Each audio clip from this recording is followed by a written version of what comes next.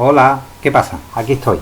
Bueno, aquellos que estéis viendo este vídeo, pues entiendo que como ya habéis recibido vuestra nota y ya sabéis cuál es vuestra calificación, pues os habéis animado, ¿no?, a subir un punto para intentar llegar lo más arriba posible. Sabéis que yo en ese sentido todo lo que pueda ayudaros siempre lo voy a hacer encantado. Así que corregiré estos trabajos siempre pensando en intentar sobre todo ser justos para que al final cada uno pues alcance la nota que realmente merece. El tema que vamos a tratar es el tema del deontologismo aplicado a la vida profesional. Entonces el montaje de diapositivas que he preparado es muy pequeño, ¿vale? Solamente van a ser 5 diapositivas. Y de cada una de ellas pues extraeremos una pregunta que será prácticamente un resumen del contenido de la misma, de manera que luego cuando veáis el cuestionario os va a resultar muy fácil resolverlo. Y luego ya hablamos finalmente del documental, digamos, que he elegido para cerrar el trabajo, y como siempre daros la oportunidad, porque a mí eso me parece esencial, de que os expreséis libremente y pongáis por escrito aquello que pensáis. ¿De acuerdo? Venga, pues vamos a empezar. Os voy a enseñar la primera diapositiva y os hago la primera propuesta. La diapositiva es esta. ¡Hala! Ahí la tenéis. Como veis, son 6 imágenes completamente distintas. Miradlas un momentito, ¿vale? ¿Las estáis viendo? Mucha gente arriba, ¿no? Uno solito a la derecha, los niños haciendo exámenes, esa selectividad, ¿no?, que tenéis ahora mismo a las puertas. ¿Por qué he puesto esta diapositiva? Me gustaría que hicierais el siguiente trabajo. Decidíos por 3 fotos, las que queráis. De las 6 que hay, escogéis la que queráis. Y me ponéis por qué la habéis elegido en relación a la vida profesional. Voy a poner un ejemplo sencillo y creo que a partir de ahí os resultará muy fácil. Resulta que yo me quedo con la foto de arriba a la derecha. ¿Estamos? Aquella en la que está este señor, ¿no?, subiendo esta montaña, ¿no? Entonces, pues yo escribo una frase sencilla. Cuando he visto a este señor subiendo la montaña, me he planteado lo constante, ¿no?, que hay que ser en esta vida cuando uno quiere alcanzar objetivos, ¿no? Los profesionales se dedican día a día, o nos dedicamos todos los días ahora a hacer una labor, ¿no? Y evidentemente si no somos constantes no seremos buenos profesionales. O a lo mejor resulta que te decantas por la fotografía que está pues aquí, ¿no?, y ves esto, ¿no?, y tú me dices, pues yo Carlos, cuando pienso en el trabajo, lo que pienso es lo que voy a ganar, ¿no? Me parece fundamental tener unos recursos económicos que me permitan llegar lo más lejos posible. ¿De acuerdo? Cada uno 3 fotografías, 3 cosas que se le pasen por la cabeza. Vale, seguimos. Vamos a profundizar un poquito más. Siguiente diapositiva. ¿Por qué este nombre? Hacer o ser, esa es la cuestión. Hombre, alude claramente a Shakespeare, ¿no? Eso de ser o no ser, ¿no? Le puse este nombre porque yo creo que la vida profesional está muy mal enseñada en España. Bueno, en España yo creo que en todos los países, ¿no? Y es que cuando uno piensa en lo que quiere trabajar en el futuro, lo que piensa es qué es lo que quiere hacer.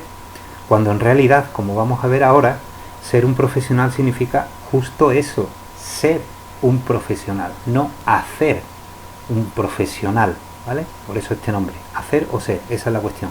Si al final del trabajo habéis apreciado y os quedáis con la idea de que en esta vida más que hacer, lo que hay es que ser profesional, el objetivo del trabajo estará más que cumplido. Sigo. Siguiente diapositiva. Esta tiene muchos textos y muchas cosas. Pero vamos a irlos desglosando así uno por uno y veréis que es una tontería. Lo primero que he elegido es un poco la definición, ¿vale? Profesional, ¿de dónde viene, no? En este caso viene de la palabra latina profiteor, pero fijaos que tiene 3 acepciones completamente distintas: declarar, profesar, ejercer. Tú dices, bueno, ¿y cuál de ellas es la que de verdad se acerca a lo que es un profesional? Respuesta, las 3. Vamos a ver una por una y entenderéis por qué es así. La primera dice es declarar. ¿Por qué? Porque evidentemente cualquier profesional, cuando hace su labor, siempre lo que está haciendo es una declaración de aquello que él considera. Cuando un arquitecto diseña, por ejemplo, una casa, lo que está haciendo es declarar públicamente aquello que considera es mejor. La segunda, la pongo por si se os ha olvidado, profesar, que es la palabra que más se parece a profesión. Profesar viene del verbo, significa, lo traduzco rápidamente. Profesar es algo así como de dentro para afuera. Es decir, cuando yo estoy profesando, Lo que estoy haciendo es un poco lo que estáis viendo vosotros ahora, que es llevaros todo lo que llevo dentro y trasladarlo fuera, ¿vale? Eso es profesar. Por lo tanto, un profesional se declara a sí mismo todos los días, porque en el fondo lo que hace es todo lo que lleva dentro lo expresa hacia afuera. Y luego la última acepción es ejercer. ¿Por qué? Hombre, porque lógicamente todo esto requiere que tú tengas una actividad diaria. Los profesionales se levantan por la mañana, ¿no? Y no solamente se dedican a profesar aquello que piensan, no, hacen algo concreto que está relacionado con la opción que han elegido para su vida. Declarar, profesar, ser uno mismo, ¿no? Y sacar de dentro y luego, obviamente, hacer una actividad. Sigo. No somos lo que hacemos, sino que expresamos lo que somos en cómo lo hacemos. Parece un trabalengua. Para nada. Esto es muy sencillo. Pensad, ¿cuántos ingenieros hay en el mundo? A patadas, ¿no? Y ahora pensad en cualquier profesión. En cada sociedad, en función de las necesidades, pues se han establecido muchísimas profesiones distintas. Claro, tú dices, utilizo mi caso, perdonad, ¿vale? Porque es lo primero así que se me va ocurriendo. ¿Cuántos profesores de ética hay en el mundo? Pues una barbaridad. Yo siempre, cuando me pongo delante de unos alumnos, ¿no? Hago una clase de ética, lo pienso, ¿no? Digo, ¿cuánta gente hay que daría esta clase infinitamente mejor que yo? Porque, yo qué sé, tienen más sabiduría, tienen más experiencia, en fin, cada uno, ¿no? Pero luego siempre me consuelo con una cosa, y es que yo no tengo ninguna obligación que no sea ser yo mismo, o lo que es lo mismo. Puede haber muchos profesores de ética, pero queridos, este es el que os ha tocado, y como yo, no hay ninguno. Por eso es importante que en la vida profesional se detecte a la persona, ¿de acuerdo? No solamente es un criterio de pura utilidad, sino que detrás de cada cosa que hacemos, pues se note que es esa persona la que lo está haciendo. Por eso la frase dice que lo importante no es lo que hacemos, sino que expresemos cómo somos, porque eso es lo que nos hace únicos en el ejercicio de nuestra profesión. Venga, sigo para adelante. Ser un profesional implica desarrollar 4 facultades. La primera, autonomía, capacidad que tiene una persona de ejercer el control sobre su vida de forma libre y responsable. Dicen los derechos humanos, es uno de los 30 artículos, que toda persona tiene derecho a la libre elección de su trabajo. Esto es una realidad que no, desgraciadamente, como sabéis, sucede. Hay mucha gente que acaba dedicándose a algo pues porque no ha encontrado nada, bueno, por las razones que sean, ¿no? Pero en principio, si tú gozas de unas oportunidades, tú tienes siempre que considerar que aquello a lo que te quieres dedicar debe ser una opción verdaderamente libre. Como toda opción libre, implica luego una responsabilidad. Detrás de estos 2 términos, yo elijo libremente y yo soy responsable, está siempre el criterio de autonomía, de autogobierno. Es decir, el profesional es quien llega a ejercer una labor porque libremente lo ha decidido y por lo tanto tiene que saber gestionarla con autonomía, desde sí mismo. Sigo. Singularidad, dimensión del ser humano que lo hace único e irrepetible. Esto tiene mucha relación con lo que acabamos de ver antes. Y es que cada profesional es completamente distinto. Ese es el concepto de singularidad. Igual que la dignidad, ¿no?, nos hace a todos iguales, pero a su vez respeta el que somos únicos y irrepetibles, esto se traslada a la vida profesional, la ética lo considera así, y el principio de singularidad nos obliga a todos a ejercer nuestra profesión desde lo que somos, cada uno de nosotros. Sigo. Apertura. Desarrolla la socialización, tener capacidad de trabajar en equipo. Por supuesto, yo sinceramente, yo sé que hay muchos trabajos que se hacen solos, ¿vale? Que hay mucha gente que trabaja en su puesto de trabajo, pero siempre, en la medida en que tú estás prestando un servicio a la sociedad, porque si no ese trabajo no existiría, lo que no puedes perder es la dimensión social de tu trabajo. Los trabajos en equipo cada vez son más importantes y por lo tanto una persona, cuando se proyecta en la vida profesional, tiene que analizar si tiene las características suficientes en su personalidad de saber trabajar en equipo, puesto que los trabajos en equipo son siempre muchísimo más productivos. ¿Por qué? Porque a lo mejor tienes un compañero, vamos, yo esto lo he vivido a lo largo de mi vida 500 veces, Tienes compañeros que tienen una creatividad absoluta y eso te ayuda muchísimo. O tienes compañeros que son capaces de gestionar una clase de una manera en la que tú no habías caído. Ese trabajo en equipo, esa apertura social también es una dimensión fundamental en la vida profesional. Como siempre digo, no vivimos solos y esto hay que trasladarlo a nuestro ejercicio cotidiano. Somos seres sociales, trabajar en equipo. Acordaos de esto, en equipo.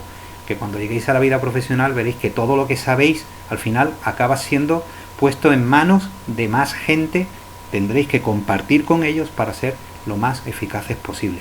Y la última es la trascendencia. Lograr una meta y pasar a otra es ir más allá, con sentimientos y con voluntad. En esta vida, tú cuando te pones a trabajar te tienes que hacer siempre una pregunta y es, mira, yo cumplo con lo que hago, termino mi jornada laboral y que le den morcilla. Hay personas que toman esa decisión.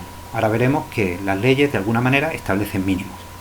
Pero claro, yo defiendo la vida del buen profesional y el buen profesional es aquel que es inquieto. Es decir, que siempre está pensando, bueno, ¿y esto cómo lo podría hacer yo, ¿no? Para mejorar? Mejorar no ya solo porque a lo mejor obtengas un beneficio económico, que es verdad que muchas veces pasa y hay que hacerlo y es fenomenal.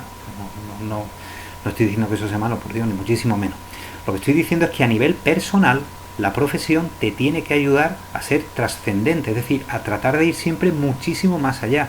Y que para ir más allá necesitas dominar tus sentimientos, que esto es fundamental, porque claro, si una persona se deja llevar por la pereza, no se va a sentar una mañana, pues yo qué sé, a hacer algo si no se lo pide la ley. Y por otro, ejercer siempre la fuerza de voluntad. ¿Vale? Esos son los 4 principios. Hago un repaso rápido, porque esa otra de las preguntas que voy a hacer es simplemente que resumas cuáles son estos 4 principios. Los miramos rápido y seguimos. Autonomía, libertad y responsabilidad. Lo has elegido tú, por lo tanto eres responsable y tú debes controlar tu vida. Singularidad, recordar que eres único y irrepetible y que por lo tanto en tu vida profesional se te tiene que reconocer a ti y distinguir de otro cualquiera.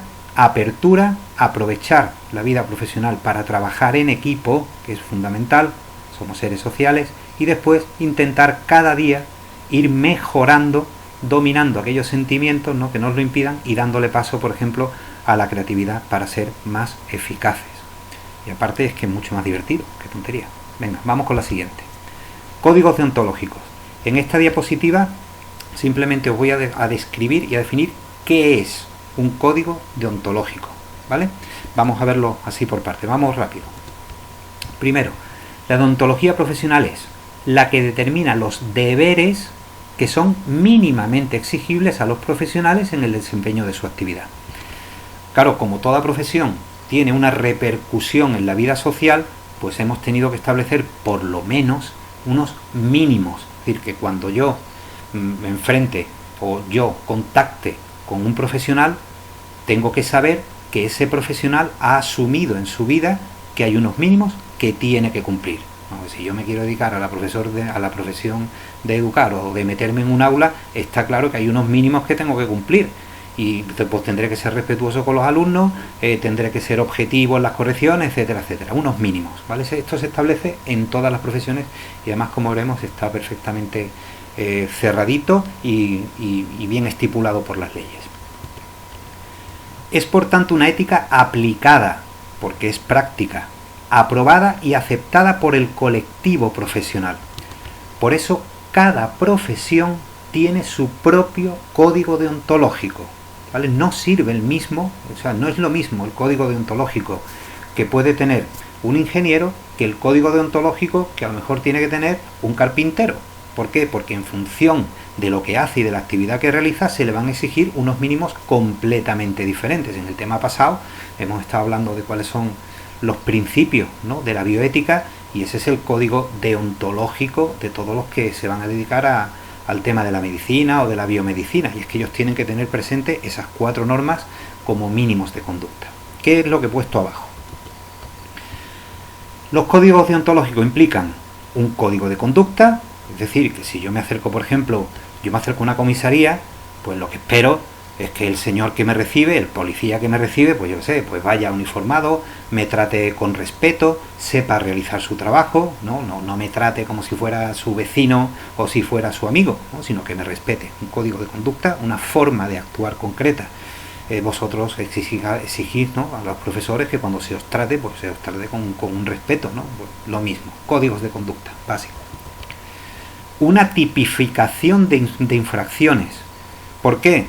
Porque en todos los convenios colectivos se establecen esos mínimos de conducta, se establecen las horas de trabajo, todo, ¿no? Todo está legalizado. Y evidentemente cuando un profesional no realiza su acción, pues se pueden tomar medidas legales contra él. Un análisis de consultas, propuestas o quejas también están incluidas en el propio código deontológico. Es decir, muchas veces los propios profesionales revisan sus códigos deontológicos y los van adaptando a la realidad y bueno, pues los pueden ir modificando porque la sociedad es un ser absolutamente cambiante. Y finalmente, si procede a aplicarlo, pues establecer un sistema de sanciones. De manera que en el código deontológico quedan perfectamente establecidas normas. Eso es lo que quiero que entendáis. Mínimos, digamos, es el cumplimiento o el respeto a una legalidad en función de la actividad que estás realizando. Eso es el código deontológico. Pero claro, esto es una clase de ética y yo siempre un poquito más allá. Siguiente. Esta es la última diapositiva que vamos a ver. Quiero que observéis este cuadro. He puesto a la izquierda lo que es la deontología profesional, que es lo que acabamos de analizar en la diapositiva anterior. Pero luego, en amarillito, lo que vais a ver a vuestra izquierda es lo que uno espera de un profesional que no se dedica a cumplir simplemente unos mínimos. Entonces, lo que vamos a hacer es ir comparando qué es el deontologismo profesional y qué es una verdadera ética profesional. La deontología puede establecer normas y códigos. Perfecto, eso está en la ley, son mínimos. Pero yo no tengo por qué acogerme a esa normativa. Cuando digo esto me refiero solamente, es decir, evidentemente la normativa que esté en mi profesión la tengo que respetar, pero es que no solamente se trata de cumplir la ley, es que a lo mejor yo puedo crear mis propias normas. ¿Por qué? Porque tengo más aspiraciones y partiendo de esos mínimos tengo todo el derecho del mundo a desarrollarme personalmente en todas las dimensiones que me dé la gana y que me permita el ejercicio de mi profesión. El código deontológico es exigible a los profesionales. La ética profesional no es exigible. Y es cierto, a veces, bueno, os va a pasar, llegas a una ventanilla y te atiende una persona y tú notas enseguida que la persona a lo mejor dice: lo siento, la ventanilla cierra a las 2, como son las 2, hasta mañana, ¡pum! Y te has pegado 3 horas en la cola y al final te dejan con la puerta en las narices. Y de repente te encuentras otra persona que dice: venga, sí, venga, vamos a terminar. Digo, es que eso se agradece una barbaridad. O sea, está bien cumplir las normas, pero la humanidad siempre hay que preservarla.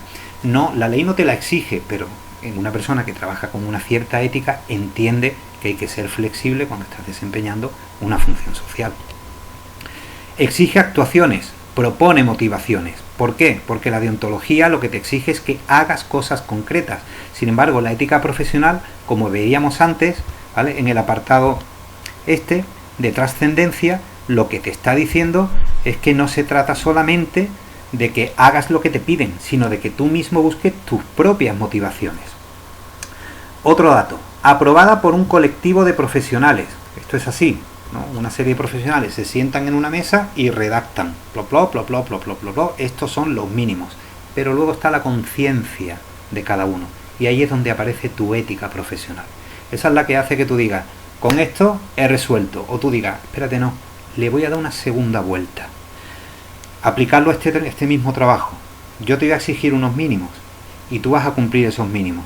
Pero sé, porque os conozco, que muchos de vosotros cuando habéis terminado el trabajo le vais a dar una segunda vuelta, porque en conciencia os vais a quedar mucho más tranquilos y preferís entregar una cosa, aunque requiera más tiempo, mejor hecha, para quedarte bien contigo mismo, que no simplemente cumplir lo que el profesor te ha exigido. Mínimos obligatorios establecidos, amplitud, preocuparnos por dar máximos. La deontología se ubica entre la moral y el derecho, ¿no? Porque la moral, como sabéis, son las normas que establece una sociedad y por lo tanto hay que cumplirlas. Entonces está claro que Profesionalmente tú tienes que seguir lo que en esa sociedad se considera es bueno o es malo. Y luego dice el derecho porque son unas leyes. Pero la ética profesional lo que hace es que te obliga a poner en juego valores tuyos, valores propios. Yo cumplo la ley, pero si yo tengo que ser único, tengo que ser irrepetible, ¿cómo gestiono yo en mi profesión el valor de la responsabilidad? ¿Cómo gestiono yo en mi profesión el sentido del deber?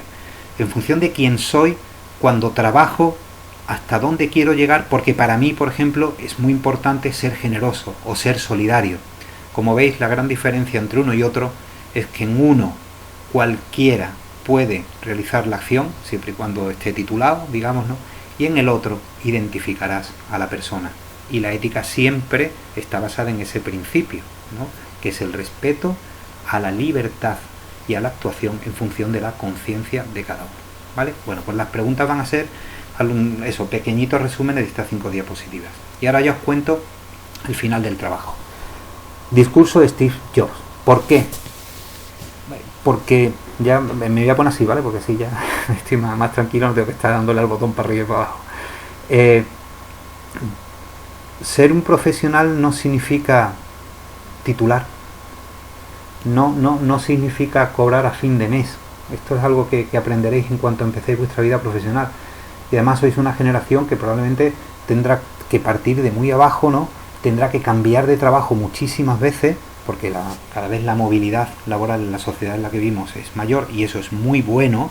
Sí, yo creo que en ese sentido nuestra sociedad ha mejorado muchísimo. Yo pertenezco a una generación en la que el objetivo era encontrar un trabajo para toda la vida, ¿no? Mi padre siempre me decía, cuando le dije, papá, quiero ser músico, me dijo, ni se te ocurra, quiero estudiar historia, ni se te ocurra, niño, tú lo que tienes que hacer es encontrar un trabajo para toda la vida. Esa mentalidad ha cambiado, gracias a Dios ha cambiado, nosotros sois mucho más libres y ahora mismo estaréis pensando, pero pensando siempre en que iniciaréis un camino y a saber dónde os llevará ese camino, ¿no?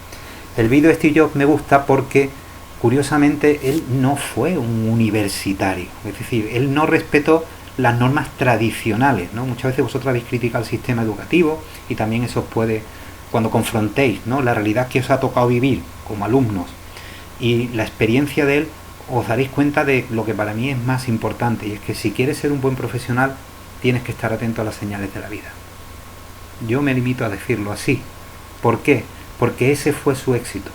No cerrarse nunca a cualquier recurso que la vida le ponía por delante, incluso en unas situaciones muy complicadas, porque él cuenta en el discurso un poco cuál es su procedencia y la verdad que no lo tuvo fácil. Es una persona que supo hacerse a sí mismo, ¿no? Digo que su éxito es que abrió los ojos y cualquier cosa que pasaba por delante decía easy, easy, easy. A veces vosotros transmitís muchísima angustia. Carlos, es que no sé lo que quiero estudiar. Carlos, es que no sé a lo que me quiero dedicar. Si quieres ser un buen profesional, preocúpate de abrir los oídos y los ojos y de estar atento a lo que la vida te pone por delante. Lo último que yo soñé cuando tenía vuestra edad, lo último que me imaginé, es que acabaría delante de una cámara dando clases de ética a alumnos de segundo de bachillerato. De repente un día la vida me llamó, no estaba en mi guión escrito, y decidí abrir los ojos a esa posibilidad. Y es curioso como a veces uno descubre una verdadera vocación y puede soñar con convertirse en un buen profesional, no porque haya estado estudiando mucho, que es fundamental para estar siempre bien preparado, bien formado, sino porque si pierdes esa capacidad de sorprenderte de las cosas tan maravillosas que te pueden pasar en esta vida, probablemente nunca llegarás a ser un buen profesional, porque nunca llegarás a ser tú mismo. Y una profesión que no te permite ser tú mismo, nunca te va a hacer feliz. Oye, si luego está súper bien pagada, estupendo, pero si no, ¿cómo te levantas durante 30, 35 años de tu vida a hacer una actividad que no te satisface? Abrir los ojos, ver el documental. Lo que os voy a pedir de él es que dejéis volar vuestra imaginación, que dejéis volar lo que se os pasa por la cabeza. No os obsesionéis con escribir un resumen, no me interesa eso. A través de la experiencia de Steve Jobs, ¿qué es lo que a mí me ha hecho pensar, ¿no? O de qué me he dado cuenta que a lo mejor antes no había valorado? hacerlo con un lenguaje sencillo, abierto. No quiero que sea un texto de bien queda, quiero que sea un texto de autenticidad. Terminamos el curso como lo empezamos. Muchísimas gracias, que os vaya muy bien, os dejaré las actividades en un archivo aparte y pondré fecha de entrega y a partir de ahí pues espero poder compensaros con la máxima nota. Venga, hasta luego, nos vemos.